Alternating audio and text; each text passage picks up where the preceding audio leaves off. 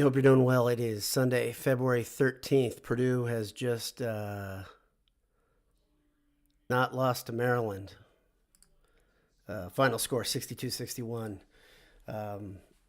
Excuse me for not being enthused. I'm going to ask you guys a question. You're Purdue fans out there. If you're watching this, you're a Purdue fan. I would think most Maryland fans wouldn't stop by my YouTube feed to see my thoughts after that, whatever that was. If I were a Maryland fan after that game, I'd say, wow, almost got it done.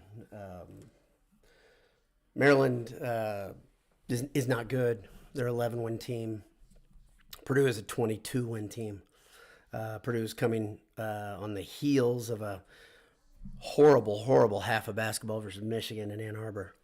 And what they did after playing maybe the worst half of basketball in Ann Arbor, they played a worse half to start the game versus Maryland, fewer points than they've scored all season. Then they played a worse half still, I would argue. Well, at least the first 10 to 12 minutes, 14 minutes, something like that. Just a horrible brand of basketball. I had a guy at the end of the game on Twitter write me a note that said, go away, they got the win.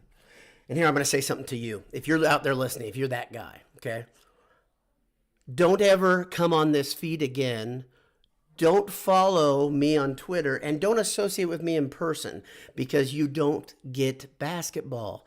This feed is about sports. I'd like to be friendly with people telling me to go away. Get out of here, jackass, with all that. Okay? Let's be consistent as Purdue fans, okay? Let's make a deal together as a group. Let's make a deal. Most Purdue fans I know in December thought Purdue looked like a Final Four contending team. So our expectations were raised at that point. So when you play a game versus a really bad basketball team like Maryland, they are bad. They're so bad that they lost their coach in the middle of the season. They're very bad. Okay? They played to a level today that was better than Purdue. I'll give credit where credit's due. Purdue beat the hell out of itself, though, is what really happened. You had Jaden Ivey, the look on his face. I don't know if he had the flu or was upset that he didn't get a birthday gift that he wanted because it was his birthday today, guys, by the way. I don't know what's going on with this Purdue team, but I can tell you the idea of a wake-up call, whatever we just saw, that was the opposite of that. Purdue played very bad versus Michigan, and they played worse versus Maryland. Purdue was the third best team in America. They're probably going to be, I'm guessing, 7 or 8 now. Maybe if they're lucky. I mean, they could be 6 just because most people didn't see the game. The problem is it's Super Bowl Sunday. There's nothing on TV other than women's basketball right now and the Purdue game. So everybody saw what Purdue did. Everybody saw what they did and how bad they were. And that they were down by 10 points with, 9 minutes left? Goodness gracious. Let's just be honest, okay? That's it. If you go to the Purdue games every year with the exact same expectation, you're just like, I just want to see a competitive game. I'm a Purdue grad, and, well, all shucks. I just want them to be good this year. I hope they compete. Coach Painter's put together a good team, and dag nabbit, that's enough for me. Well, you're different than me because this year I came in with an idea that this team should make a run at the Final Four. I can tell you, unless a miracle happens leadership-wise, this team doesn't belong in a Final Four discussion. That's what I saw. I saw a team that is rudderless. And you can blame that on whomever you want. You can put it on the feet of Painter if you want to. You can put it at the feet of Ivy. You can put it at the feet of Williams and Hunter and Stefanovic, the seniors. Wherever you want. It's your call. I don't care. But I just see a team that is rudderless. I see a team that doesn't have the leadership that I hope they had. I see a team that doesn't understand wake-up calls, which they should by now. They really should. After the Rutgers game, they really didn't come out like they were fired out of a cannon the next game, right? After the Wisconsin game, they didn't come out the next game like angry.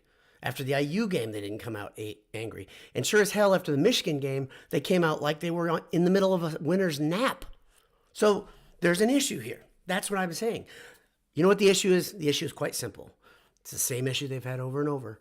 Defense is a problem, right? And so if this Purdue team gets to the point where they're in a fist fight with the team and they get down, they have to string together stops. That's a hard thing for this team. And that's why that bothers me so much, because you're going to play teams that are good. You're going to get in fist fights, especially in the NCAA tournament.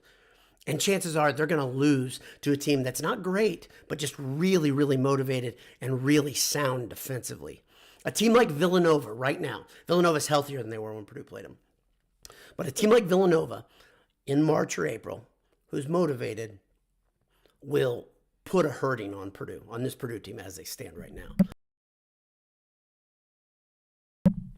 So let's go over a couple stats. I'm super happy about this game. Purdue improves to 22-4, 11-4 in the conference. They're second place in the conference after the Michigan loss. Weird game, doesn't make any sense. Stefanovic shot his way out of his woes a little bit. He was 5 of 9 from 3, 17 points, led all scorers. Trey Williams had 12 points. I think he had 6 of those in the first half. Ivy ended with 11. He had 0 points in the first half. He had 0 points deep into the second half as well, I think. Like I said, there's a great question was asked of me on Twitter. Whose team is this? And maybe that's the problem. When the Carson Edwards team, which was inconsistent and flawed and bad versus Big Ten, you knew it was Carson Edwards' team, right? This team, I don't know whose team it is. I think that's a very fair criticism, because you got to know who's leading on the court. I thought it was really Williams' team. I don't know about that. I don't know. And today it looked like it was nobody's team. And that's probably this team's problem, maybe bigger than anything else. Defense is a problem. Not having a leader, bigger problem, right? Not having a guy that's going to define the identity of the team is a big problem. Ivy had a great take at the end of the game. It looked like 4 times Purdue was just going to take it and just step on Maryland inside the 4-minute mark. When Purdue scored to turn the tide, to take the lead, I said this game's over. I said on Twitter, this game's over. You score one more time, it's over. Stefanovic hit a 3, put him up by 2, I think. Should have been over. Should have going away. They should have won. Great teams do that, right? Great teams have bad games, but great teams do that when they're like, okay, now blood's in the water. It's time to finish. Purdue didn't show that. Okay, Purdue shot 40% from 3, fine. Free throw woes returned 66% from free throw, 8 of 12. Bigger than that, they didn't get to the line very often. That's something that always seems to aid Purdue, makes them better, makes them look better statistically. When you keep going to the basket, drawing fouls, good things happen. Let's see. This is one that I wanted to see. I hadn't looked at yet. Purdue did out-rebound Maryland 33-30. I don't know how that happens, but it felt like Maryland controlled the glass for most of the game.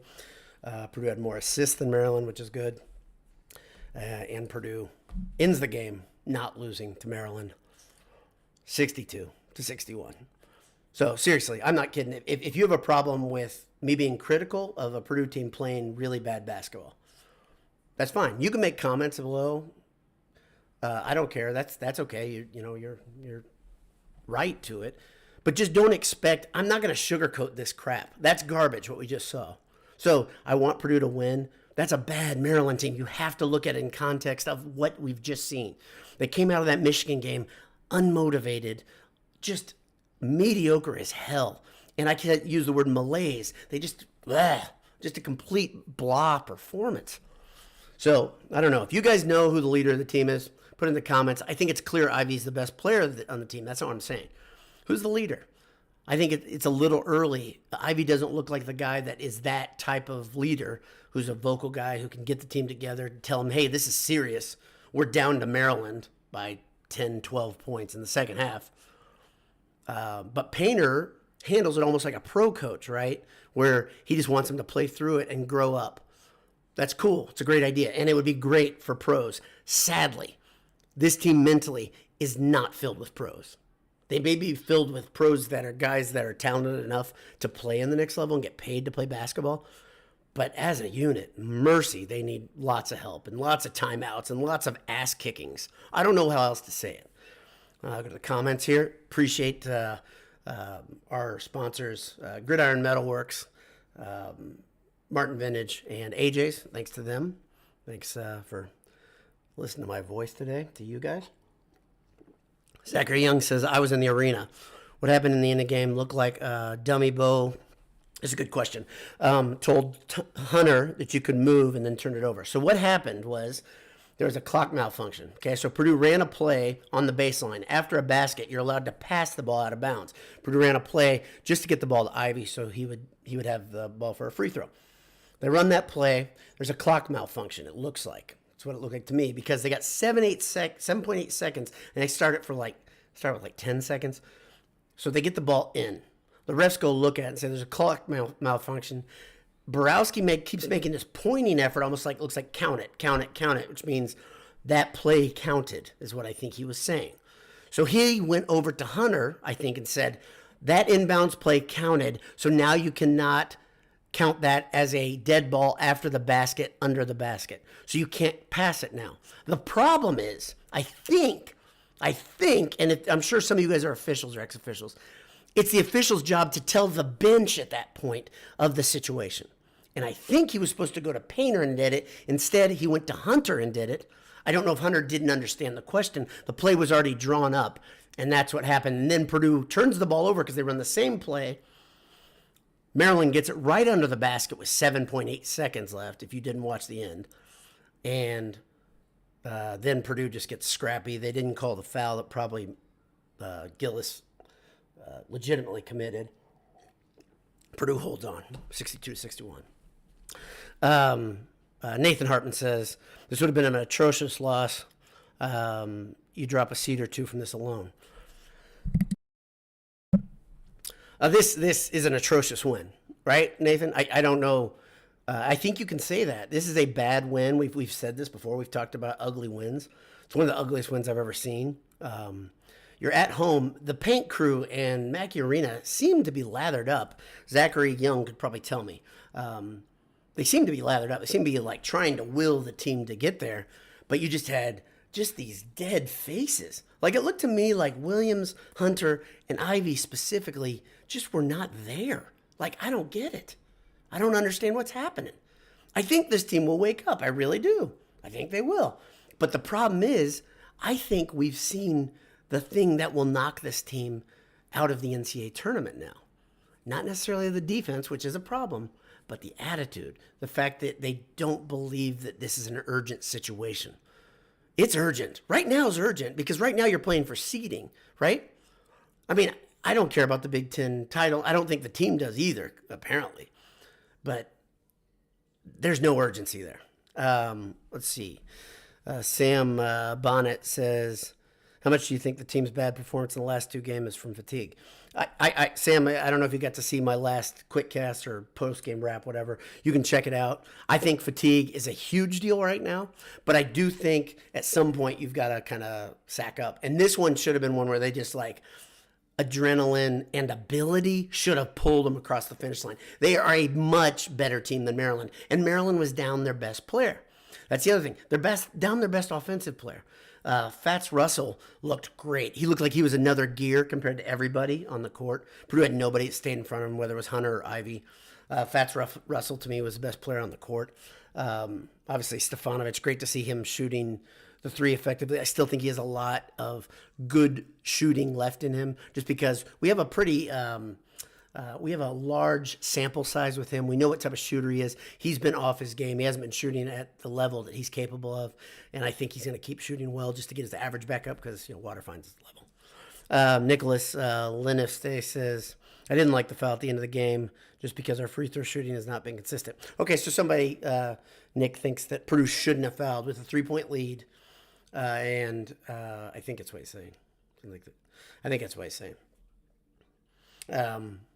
But if I apologize if I'm misunderstanding, because somebody asked me about this on Twitter too. Don't foul at the end. I say you foul at the end with that 3-point lead and not give them the chance, not give them a Rutgers type scenario. That game had crazy Rutgers vibes. It felt like this is going to end with a last second shot.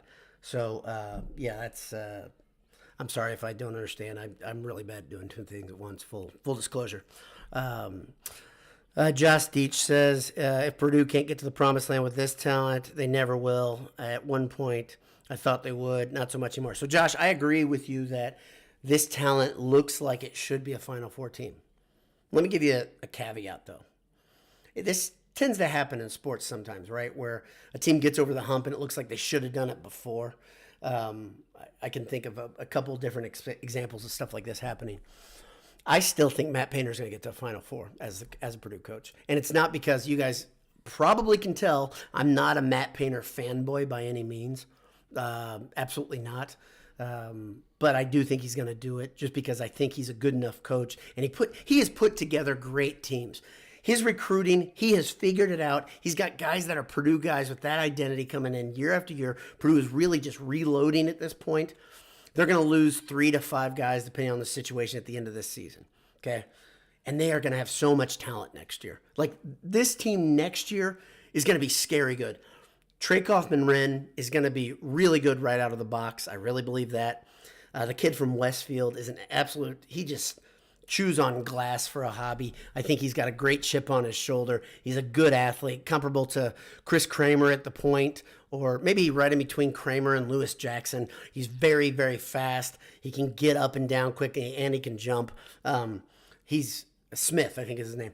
There is a lot of talent. And the lawyer is just a dead-eye assassin shooter.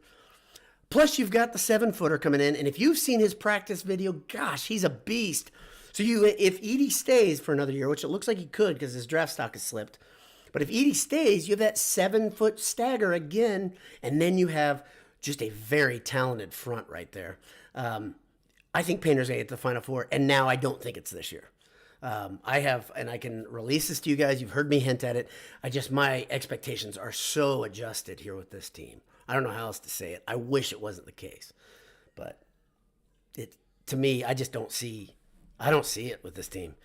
I've watched enough basketball to say, okay, that team has some special thing going. And I keep saying, I don't know I can't identify the Final Four Purdue team because I wasn't cognizant of Purdue basketball last time they went there. I was 5. Okay, so I don't know the feeling of what that team looked like as they were starting their run. The thing I said about Carson Edwards, I thought a guy that's a dynamic scorer in the NCAA tournament can throw you on his back and carry you a long way. And Carson Edwards did that. He did it very unexpectedly because that was not that great of a Purdue team, and he took them through Painter's glass ceiling, right? Through that Sweet 16 into the Final 8. That was a big deal for Painter, okay? One of the big problems that I see, probably the biggest problem I see with this Purdue team, if you're going to say tournament problems, Purdue has the dynamic scorer in Ivy. Purdue has some good upperclassmen. Purdue's biggest problem is point guard play. It's inconsistent at best. And you need really good point guard play in the NCAA tournament. That seems like part of the formula, right? Very, very consistent point guard play that makes good decisions when the game's close, because there's going to be a lot of close games. So let's see, a couple more comments here. Unused channel says, I have a feeling that we will choke like last year in the tournament. This game, like I said earlier, kind of maybe a foretaste of what you might see from this Purdue team in the tournament, in that they just didn't look like they cared very much. I don't know how else to put my finger on it. Don't know how else to say it.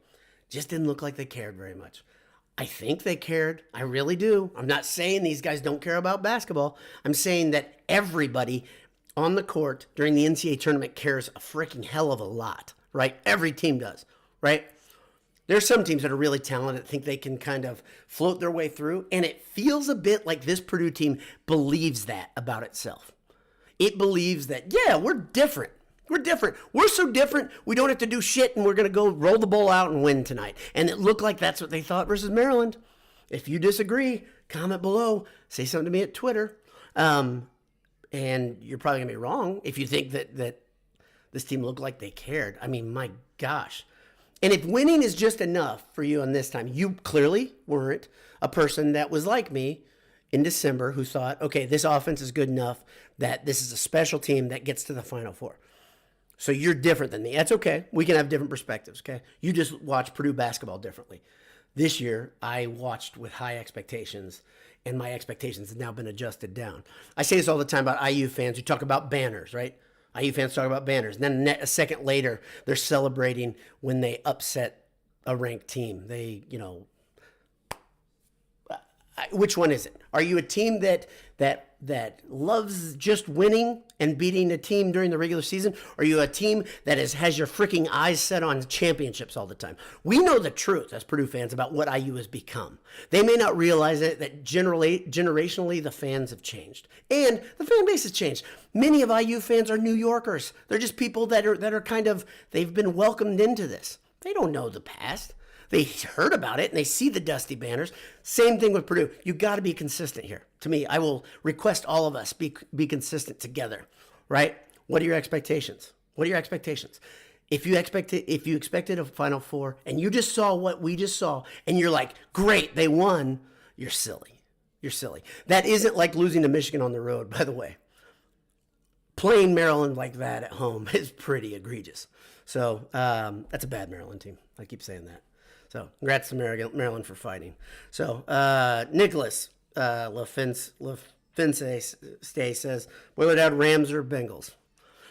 I want to say Bengals, but I feel like it's going to be Rams. I just think the Rams' defensive front is too good. I think they're going to be in Burrow's face all day. I know he's so good at handling pressure, but yeah, I feel like it's the Rams game. I would love, like, I'm going to be rooting for the Bengals just because I love chaos in pro sports, and I like Joe Burrow. Tough not to like him. I don't know if he has a heart. His heart just, man, the dude's cool. But that's what I think. I think it's probably going to be the Rams. Josh says, I teach fifth graders. Obviously, these young men aren't 10-year-olds, but they are identical. I have crazy smart kids in class, but they don't care. Head in the clouds. That's Purdue men's basketball. Okay. Maybe it's a generational thing. But they are in the same generation, but they do have their heads in the clouds. I will say that. It seems like it.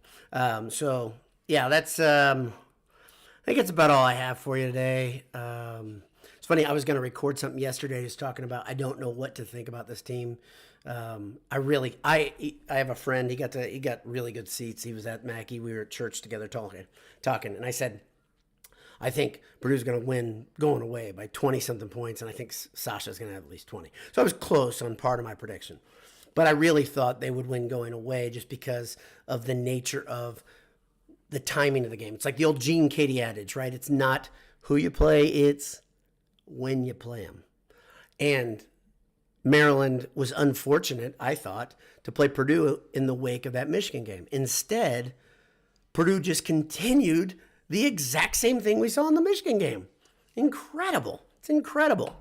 So part of the reason I do these quick casts, these podcasts, these wrap-ups is the catharsis of talking through it. Okay? I appreciate having you guys live on here. Honestly, it's great. I think it's fun. I feel a little bit better about it just because I feel a little bit more calm. I'm not as angry. And I shouldn't be angry. Let me just say a philosophical thing here. Why would I be angry? Who cares? How does this affect my life? I'm surrounded by mostly Purdue people. My family is all Purdue people and Purdue grads, right? But for some reason, this gets me freaking wound up like a clock. Shouldn't. But it does. I'm sure someone can be critical of me and tell me I'm not a good fan of this. Let me just say something to you. The person who's watching this says I'm not a good fan because I'm critical today. I've been running a Purdue fan site for 15 years along with a couple of my friends, and I don't get paid to do it. So if that's a measuring stick of how much I care, I think it should be worth something. But sure, I'm a bad fan. I'm okay with that. All right. Last thing. Zach Nicholas again says it's good therapy. It is good therapy. Again, appreciate you guys being here. It's great. Zach, the Purdue fan, says this team needs to get hot sooner than later. And that's what I asked, Zach. I made a little Christmas wish. Peak in March and April. Just peak in March and April. And that's the thing. If this team could play its best basketball in March and April. When I say its best basketball, I mean attitudes, shooters, everything comes together at the right time. They are absolutely worthy of their top 3 ranking, top 5 ranking. Absolutely. Absolutely have a 1 or 2 seed, right? Right now, they are hurting themselves, though. So every game counts. We've seen other teams backslide. It happens this time of year. Man, if they could play their best basketball, though, at that time of year, it'd be awesome. So we're at about 24 minutes, and 22 seconds. So I'm going to wrap it up. Josh, thanks for tuning in. He says he appreciates what we do here, and thanks for tuning in. Really means a lot. Really does. I'm just like you. I'm just a schlep who watches Purdue basketball, cares too much. So Been fun. Been fun. I do feel better. I hope you see that you helped me calm down. See, we helped each other here. So have a great day. God bless you. Hammer down. And maybe I'll talk to you before what's the next game? Let's see. Sorry, I take it one game at a time. I'm not looking too far ahead. I do know this part. So now you got Northwestern and Rutgers. At Northwestern, then versus Rutgers. And let's not forget, by the way, Rutgers still owns Purdue and Matt Painter. Rutgers just absolutely owns them. So hopefully they can handle their business the next two games. They should be able to, but who knows, guys? Who knows? I think Purdue, like I said, I think Purdue will handle their business in both of those games. But gosh, they've shown something bad. So we'll talk to you soon. God bless you guys. We'll see you. Amen.